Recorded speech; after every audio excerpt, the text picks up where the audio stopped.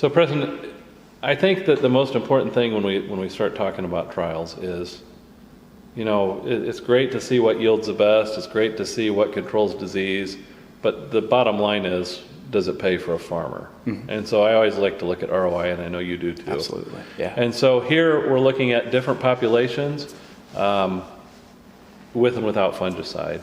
And so populations ranging from 60,000 to 160,000 over the past 3 years here we're looking at. And so one thing that really stands out here that we can see immediately is, you know, I'm no mathematician, but this line's higher than this line, I think.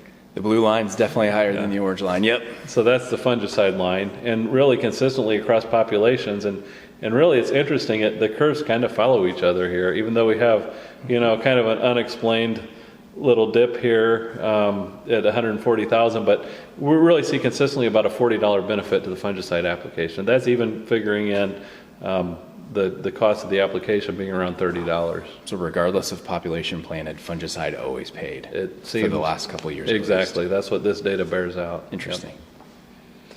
And so one thing we see here also is that if we're looking at a fungicide application, you can see here on this blue bar, our maximum ROI is at 120,000 population. So, you know, we still see population or yield increases as we go with a higher population, but not enough to give us additional benefit when we factor in the cost of the seed.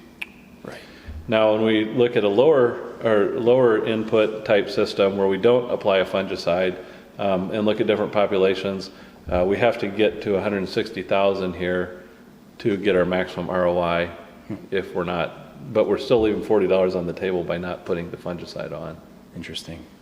Most of these trials had a normal planting date for the area. They were a little bit on the late side, unfortunately. Okay. So we talked about the small plot research, yep. And that's one of the limitations of the small plot research is getting things in the ground in a timely manner. They have to be packaged into a certain way so that they can use our cassette planters to plant them.